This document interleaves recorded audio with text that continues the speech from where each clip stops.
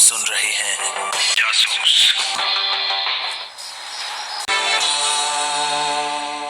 सन 1984 प्रधानमंत्री की हत्या को एक हफ्ता भी नहीं बीता था और दिल्ली के लक्ष्मी नगर इलाके में मेरी डिटेक्टिव एजेंसी को खुले कुछ महीने बीत चुके थे।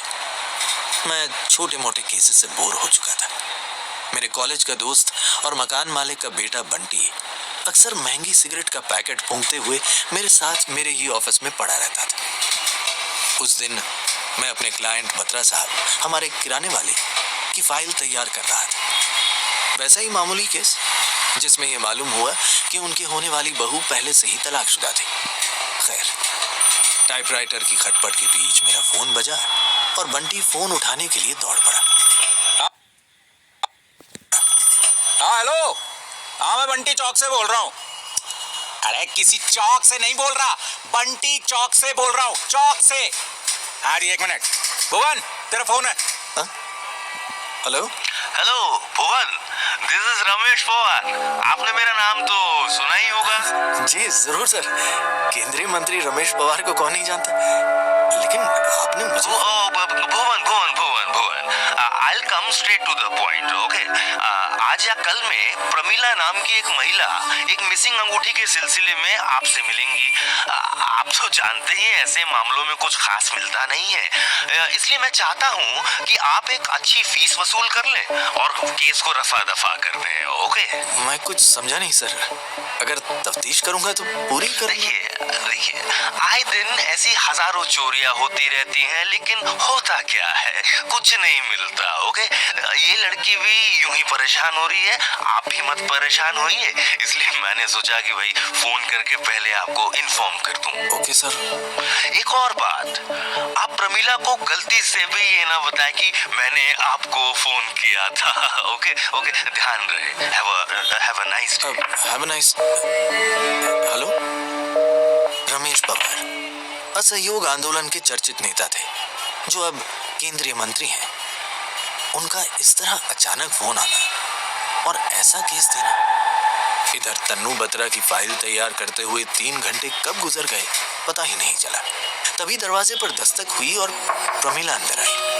बमुश्किल 23 की होगी, दुबली पतली, तहजीब से सलवार कमीज पहने और साथ में एक लेदर का हैंडबैग बहुत महंगा नहीं था, जिससे जाहिर होता था कि ये रमेश पवार के परिवार से तो नहीं थी। प्रमिला से फॉर्मल परिचय हुआ। पूरा नाम प्रमिला मित्रा, बंगाली, लेकिन हिंदी अच्छी थी। मिस्टर भुवन, मेरी नानी माँ की अंगूठी चोरी हुई है, उसी सिलसिले में मैं आपसे मिलना चाहती थी।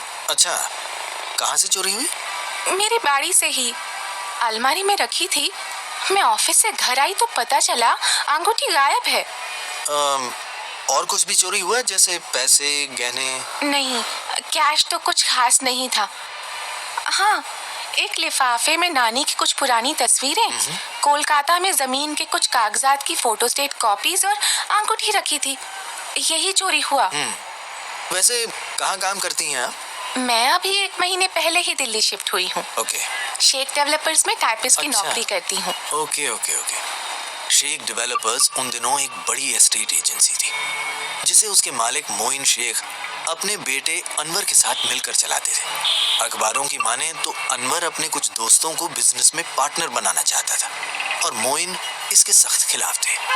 और आपके परिवार वाले, माँ, पिताजी, नानी माँ? माँ बाबा के देहांत के समय मैं 3 साल की थी। ओह। नानी ने ही मुझे पाला कोलकाता में। 2 महीने पहले वो भी गुजर गई, तब मैं यहाँ आ गई। अच्छा, तो आप थोड़ा डिटेल में बताइए ना अंगूठी के बारे में। हाँ, देखिए, मुझे जितना याद है ना, उसके हिसाब से मैंने कुछ स्केच किया है। हाँ, ये रहा। अच्छा, एक और बात, अंगूठी जिस डब्बे में थी ना, उस पर कुछ लिखा था। हाँ, हैंकॉक। अंगूठी मामूली थी, लेकिन बीच में एक पत्थर था, काला गोमेद। स्केच उम्दा था, कुछ कुछ तो था जो मुझे खटक रहा था। एक अनाथ लड़की अभी अभी दिल्ली शिफ्ट हुई, घर में चोरी और चोर सिर्फ एक लिफाफा ले गया। लिफाफे में तस्वीरें, कागजात और अंगूठी, और केस के लिए केंद्रीय मंत्री का फोन आया। आगे चलकर ये केस पेचीदा तो होने वाला था, लेकिन कितना? और वो फोटोज? वो तो नानी के जवानी के थे, उनमें कुछ खास नहीं था। तस्वीर को गौर से देखते हुए बंटी अचानक बोल पड़ा। यार मुझे लगता है ना ये फ्यूनरल ज्वेलरी है। मतलब? जी माई सेल्फ बंटी चौक से। Now coming back to the point, अंग्रेज लोग ना ऐसे काले पत्थर अपने गहनों में पहनते थे किसी के मरने पर। वैसे कभी आपकी नानी विदेश गई है क्या? नहीं नहीं, वो हमेशा हिंदुस्तान में ही रही। फिर ये प्रमिला की नानी के पास कैसे आई? और ये हैनकॉक का क्या कनेक्शन है इसमें? वो तो पता नहीं यार, वो तो पापा से पूछना पड़ेगा। अच्छा, उन फोटोओं में कोई रंगरेज टाइप का अंग्रेज वंग्रेज था क्या? अरे ये लोग ना बड़ा हाय हेलो करते फिरते और फिर डायरेक्ट। जी नहीं, मुझे ऐसा नहीं लगता। उनके ज्यादातर दोस्त बंगाली ही रहे। ठीक है मिस मित्रा, थोड़ा समय दीजिए, पता करता हूँ। प्रमिला जाने को हुई, पर एक सवाल मुझे अंदर ही अंदर खाए जा रहा था। मैंने पूछ लिया, प्रमिला बाय एनी चांस आप केंद्रीय मंत्री रमेश पवार जी को जानती हैं? हाँ, अखबार में पढ़ती रहती हूँ। क्यों? नहीं कुछ नहीं। Good day. Good day. Pramila Ramesh को नहीं जानती, लेकिन रमेश तो यहाँ तक जानते थे कि वो मेरे ही पास आने वाली है। प्रमिला के निकलते ही मैंने रमेश पवार को फोन लगाया। उन्होंने भी मिलने से मना नहीं किया, बल्कि उसी शाम मुझे बुला लिया। मैं बंटी को लेकर अपनी यजदी पर उनके सरकारी बंगले पहुंचा। वो ड्राइंग रूम में बैठे अखबार पढ़ रहे थे। रमेश पवार की उम्र करीब 70 साल की थी।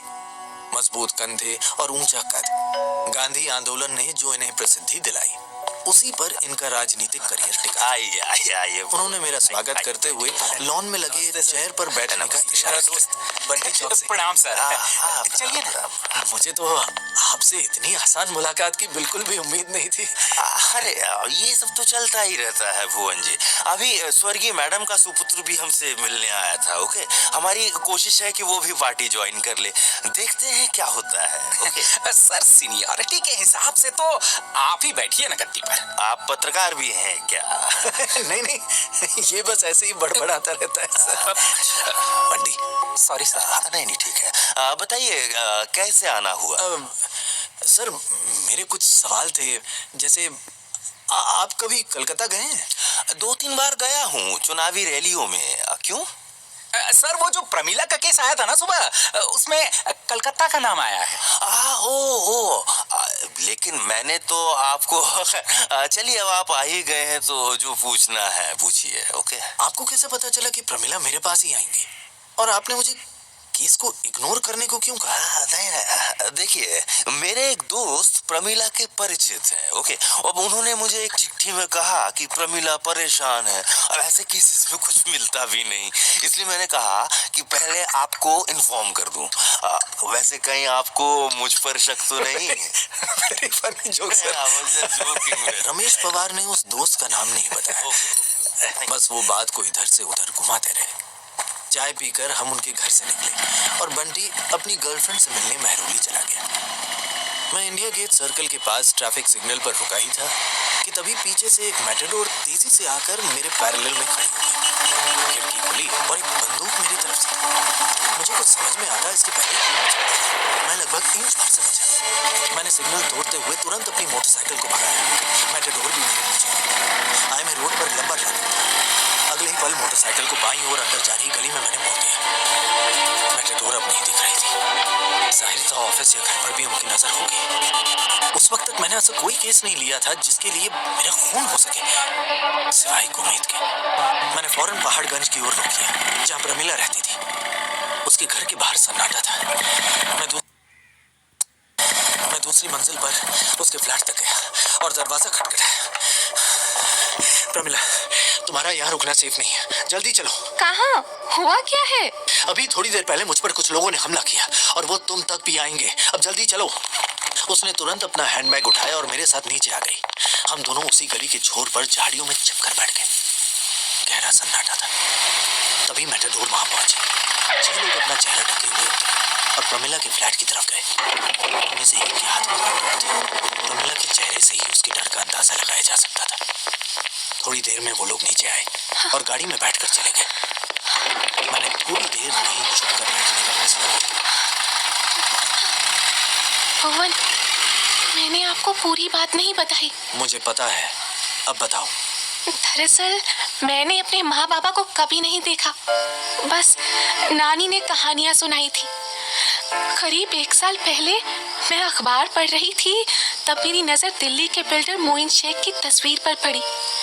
उनकी शक्ल मेरे बाबा से मिलती है। मैंने नानी से सवाल किया तो नानी ने बात हंसकर टाल दी, लेकिन मुझे शक तो हो ही गया था। उनकी मौत के बाद जब मैं दिल्ली आई और मोइन शेख की कंपनी में नौकरी करने लगी, एक दिन मैंने मोइन सर को ये कहा कि आपकी शक्ल मेरे बाबा से मिलती है, तो उन्होंने हंसते हुए मुझे बाबा की फोटो दिखाने के लिए बोला।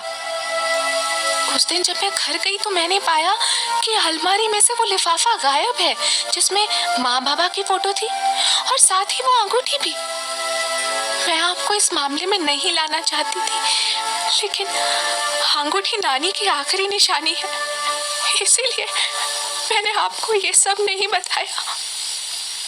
तो ये लड़की मोइन शेख की बेटी है और इसका इकलौता सबूत भी अब चोरी हो गया है। लेकिन क्या ये महज एक मामूली चोरी थी? बहरहाल प्रमिला को अपनी एक महिला मित्र के घर ड्रॉप करके मैं निकल गया। अगली सुबह अखबार पर मेरी नजर पड़ी और मेरे होश उड़ गए। हार्ट अटैक से बिल्डर मोइन शेख की अकस्मात मृत्यु। रहस्य गुमेद की तरह ही अंधेरे में उलझता जा रहा था और अब मेरी खुद की जान भी इसी रहस्य के साथ उलझी थी। मैंने फौरन रमेश पवार को फोन लगाया। पता चला वो मोइन शेख के जनाजे में जा रहे हैं और बीती रात मुझ पर हुए हमले के बारे में सुनते ही उन्होंने मुझे भी वहां बुला लिया और मैंने बंटी को वहां का पता दे दिया। लोधी गार्डन में बना मोइन शेख का बंगला लोगों से खचाखच भरा था। बंटी मुझसे पहले पहुंच चुका था और हम दोनों लोगों के बीच से जगह बनाते हुए अंदर गए। पवार साहब के सेक्रेटरी ने हमें वेट करने को कहा और भीड़ में गुम हो गए। हम दोनों मोइन शेख की बेजान लाश के पास ही बैठे थे और मैं मन ही मन यही कहता रहा कि अगर इसमें थोड़ी भी जान होती तो सारे राजों का पर्दाफाश हो गया होता। पास बैठे एक बुजुर्ग बड़ी देर से रोए जा रहे थे। जब बंटी से ना रहा गया तो वो उनके पास गया। क्या बात है चाचा, कलेजा क्यों फाड़ रहे हो? अरे उस्ताद के रहते शागिर्द का जनाजा उठे तो कलेजा मुंह को आएगा ना रे। या वैसे तुम कौन हो ना? जनाजा उठे तो कलेजा मुंह को आएगा ना रे। या वैसे तुम कौन हो ना? माइसेल्फ बंटी चौक से। हम अनवर के दोस्त हैं। अस्सलाम वालेकुम। वालेकुम सलाम बेटा। तो उस्ताद चाचा, आप मोइन साहब को सिखाते क्या थे? अम्मा मोइन तो शेर और शायरी सुना करता था मुझसे। हमें बुढ़ापे में दिल्ली ले आया अपने साथ। खुदा की बेरहमी तो देखना, हमसे पहले उसे बुला लिया। कितना मुस्तैद होता मोइन मियां अपनी जवानी में। अच्छा, मतलब बचपन से ही लौंडे को गाली बनाने में लगे आप हैं? अरे उसको क्या, हम तो उसके अब्बा को भी शेर और शायरी सुनाते। मोइन जब विलायत गया ना इंजीनियरिंग पढ़ने को, तो आते ही हमारी चौखट पे पहले हाजिरी मारता, फिर अपने घर को जाता। अब देखो कैसा बेजान पड़ा होता हमारे सामने। मोइन मोइन। तो मोइन साहब विलायत गए थे? अरे भाई, इंग्लिस्तान में पढ़ाई के साथ साथ नौकरी भी की कुछ बरस। मैनचेस्टर क्या था वो मैनचेस्टर? हाँ, मैनचेस्टर में, याद है तुमको? हाँ। उसके बाद वो हैदराबाद को आ गया ना अब्बा की जागीरें संभालने को। फिर 47 के बाद वो सब बेच को दिल्ली में मसरूफ हो गए। अरे चाचा, जब आपको इतना मालूम है तो एक बात और बता दीजिए कि मोइन साहब कभी कलकत्ते गए थे क्या? कलकत्ते? हाँ, एक दो मर्तबा गया होता, शायद अनवर की पैदाइश के बाद। लेकिन उससे पहले कलकत्ते से एक मोहतरमा तशरीफ लाई हैदराबाद को। मोइन को इश्क, अरे इश्क हो गया ना उससे। फिर कुछ न को। मोइन की बेगम पेट से होती, उसको खबर मिली मोइन के इश्क की, तो नाराज होकर भोपाल चली गई ना अपने मायके को। मोइन बेचारा मनाने जाता हर महीने, लेकिन कुछ फायदा नहीं हुआ ना। फिर खबर आई मोइन को जुड़वा बच्चे हुए, लेकिन एक बच्चा पैदाइश में ही बेगम को खा गया ना। मोइन को अकेले आना पड़ा उधर से अपने अनवर को लेकर। अब देखो कैसा पड़ा है मोइन। अब कड़ियां आपस में जुड़ने लगी। हैदराबाद में बंगालन गाने वाली का आना और मोइन शेख की उनसे मोहब्बत। कहीं प्रमिला उनकी ही बेटी तो नहीं? और बंगालन गाने वाली का आना और मोइन शेख की उनसे मोहब्बत। कहीं प्रमिला उनकी ही बेटी तो नहीं? और यहाँ याद आया, अभी ये हैनकॉक तो इंडिया में है ही नहीं। मतलब? ओ यार, हैनकॉक नाम की एक ज्वेलरी शॉप मैनचेस्टर में है। हाँ, भाई हो ना हो, ये अंगूठी वही से बनी है। लेकिन तुझे कैसे पता भाई? तभी पवार साहब की आवाज आई और मैं लोगों के बीच से जगह बनाता हुआ उन तक पहुंचा। अरे अच्छा, मैं अभी आपको पुलिस प्रोटेक्शन देता हूँ। अरे भाई, सिक्योरिटी जरूरी है। ओके सर, उसके पहले क्या मैं मरहूम मोइन साहब के बेटे अनवर से 5 मिनट के लिए मिल सकता हूँ? तो क्या ये उसी प्रमिला के इसके लिए है? जी सर। उन्होंने मुझे मुस्कुराते हुए देखा, मानो कह रहे हूँ ये नहीं मानेगा। उन्होंने मुझसे 2 मिनट का समय लिया। मैंने वहीं से अपनी महिला मित्र को फोन लगाया तो पता चला कि लगभग 1 घंटा पहले एक मेटाडोर वहां आई थी और प्रमिला उनके साथ गई है। यकीनन ये मामला जायदाद का है, लेकिन अनवर से बात तो हो। इतने में पवार साहब ने मुझे बुलाया और अनवर शेख से मेरा परिचय कराया। बातें शुरू हुई। सर माफ कीजिए, ऐसे वक्त में आपसे। एब्सोल्युटली नो प्रॉब्लम, पूछिए क्या पूछना है। सर बस कुछ सवाल हैं। क्या आपके अब्बा कभी कलकत्ते गए? दादाजी के गुजरने के बाद वो काफी परेशान रहने लगे, तो वहाँ अक्सर जाते रहते। फिर 2-3 साल बाद उन्होंने वहाँ जाना बंद कर दिया। उस वक्त मैं 10 साल का होऊंगा। ओके, और वो कभी अपने ससुराल भोपाल गए थे? I don't think so, because अब्बा के रिलेशंस वहाँ कुछ ठीक नहीं थे। हाँ, मेरे खालू के बेटे सलीम को 3 साल पहले अब्बा ने नौकरी पर रख लिया। एक्चुअली सलीम भाईजान ने ही अब्बा को प्रमिला के केस में आपको रिकमेंड किया था। आपने शायद साल भर पहले उनके किसी रिश्तेदार की शादी की इंक्वायरी की थी। नाउ विल यू सर एक आखिरी सवाल प्लीज। मौत के वक्त आपके अब्बा कहाँ थे? कल रात अब्बा सलीम भाईजान के बर्थडे पर उनके घर गए थे, जहाँ से लौटते हुए उन्हें कार में हार्ट अटैक आया और वो। मिस्टर अनवर, आपके वालिद की मौत नेचुरल नहीं थी, उनका खून हो गया। What rubbish. लुक मिस्टर भुवन, आप पूरी बात को एग्जैजरेट कर रहे हैं।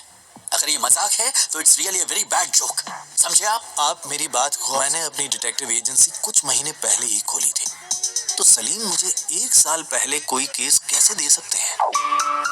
इधर थोड़ी बहुत कोशिशों के बाद मैंने अनवर को शांत किया और रमेश पवार से कहलवा कर उन्हें इमीडिएट सिक्योरिटी दिलवाई।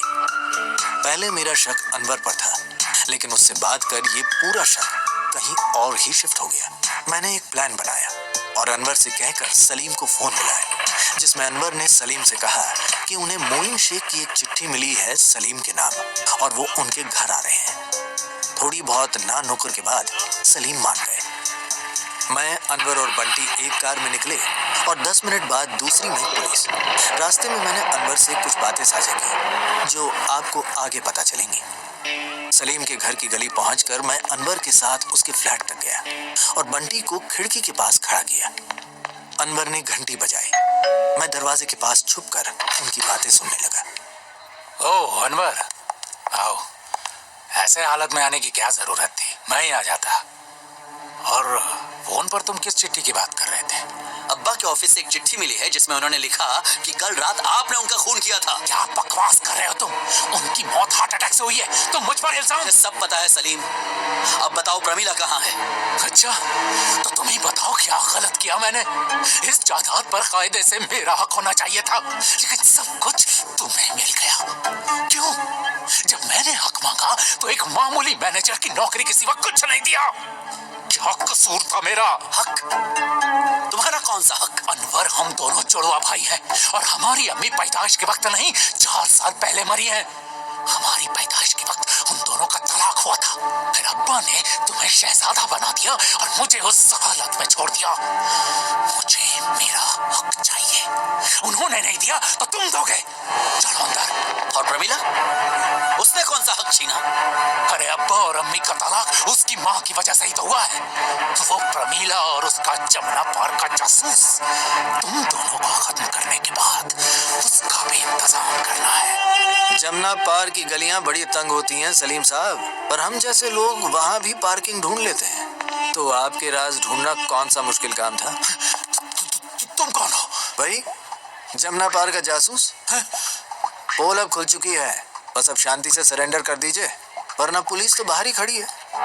सलीम ने फौरन शेल्फ से एक चाकू उठाकर अनवर के गले पर लगा दिया और मैं आहिस्ता आहिस्ता चलकर खिड़की के पास जाने लगा। ओ खिसियानी बिल्ली, पहले से ही एक खून और एक किडनैपिंग का इल्जाम है। चलिए ये भी करके देख लीजिए। मैंने चुपके से खिड़की की कुंडी खोल दी। धीरे धीरे अब मैं सलीम के करीब जाने लगा और मुझसे दूरी बनाने की कोशिश में सलीम खिड़की के पास पहुंच गया। बकवास मत करो, मैं चुपचाप चला जाऊंगा। मुझे बस अनवर से दस्तखत लेने दो। तभी बंटी खिड़की से अंदर कूदा और अपनी बंदूक सलीम के सिर पर तान दी। अपने आदमियों से कह दो कि अपने हथियार फेंक दे। तुम्हें एक तरफ से बंटी चक से घेर लिया है। Hands up, you are under arrest. Police ने भी पुलिसिया एंट्री ली और सलीम के हाथ से चाकू छुड़ाकर उसे गिरफ्तार कर लिया। अंदर के कमरे में प्रमिला एक कुर्सी से बंधी बेहोश पड़ी मिली और सामने टेबल पर वो लिफाफा जिसमें अंगूठी और तस्वीरें थी। मैंने बंटी से लेकर एक सिगरेट जलाई बताइए भुवन साहब, और प्रमिला के होश में ये आने क्या का मामला? इंतजार किया ताकि सच बताया जा सके। प्रमिला जी को होश तो आए? नहीं तो क्या है ना कि उनको सब दोबारा बताना पड़ेगा। अब इतनी मेहनत क्यों फालतू में करें?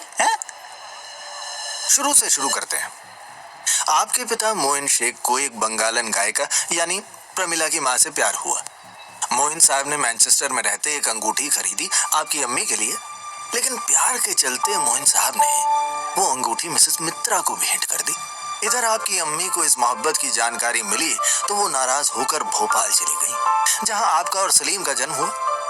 लेकिन मोइन साहब को लाख कोशिशों के बाद भी तलाक देना पड़ा और शर्त ये रही कि अनवर बाप के पास रहेगा और सलीम अम्मी के पास। दूसरी तरफ आपके दादा के इंतकाल के बाद जब मोइन साहब कलकत्ते गए तब करीबियां बढ़ी और प्रमिला का जन्म हुआ।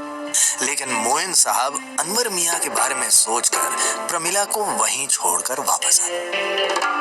प्रमिला को जब मोइन साहब पर अपने पिता होने का शक हुआ तब उसने दिल्ली आकर उनकी ही कंपनी में नौकरी ले ली। वहीं जब एक दिन सलीम को भी अपनी पुश्तैनी जायदाद के बारे में पता चला तो वो भी अपना हक मांगने दिल्ली पहुंच गए, जहां आपके अब्बा ने सलीम को मैनेजर की नौकरी दे दी।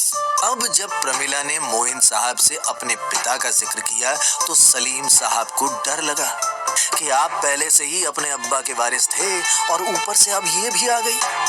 सो सलीम साहब ने प्रमिला के घर से ये सबूत चोरी किए या करवाए जिसमें मोइन और मिसेस मित्रा की तस्वीरें थी। फिर उन्होंने मोइन साहब के नाम से एक फर्जी चिट्ठी बनाकर रमेश पवार के द्वारा मुझे केस को रफा दफा करने को कहा। लेकिन मेरा तहकीकात के सिलसिले में रमेश पवार से मिलना सलीम साहब को बेचैन कर गया और उन्होंने मुझे मारने गुंडे भेजे और जब इसमें नाकाम रहे तो प्रमिला को अगवा करवा लिया। और एक बात अनवर मियां, वो लोग आज आपके घर के बाहर भी थे। वो तो भला हो मेरे देशी शर्लक होम्स का, वरना आप भी किसी कोने में जीभ बाहर लटका कर पड़े रहते। और वो अंगूठी, वो क्यों चोरी हुई? वो तो बस इसलिए क्योंकि वो तस्वीरों के साथ रखी थी। What a plan! जायदाद के लिए इतनी बड़ी साजिश! कौन करता है ये सब? साजिश बहुत छोटी थी अनवर साहब, सिर्फ राज बड़े थे। एक राज ने आपको दुश्मन दिए और दूसरे ने बहन। अनवर साहब ने अपनी बहन प्रमिला को उसका हक देने में कोई कंजूसी नहीं की। आजकल इन दोनों के बच्चे मिलकर शेख डेवलपर्स चलाते हैं। सलीम साहब को उम्र कैद की सजा हुई और कुछ साल बाद उन्होंने जेल में ही आत्महत्या कर ली।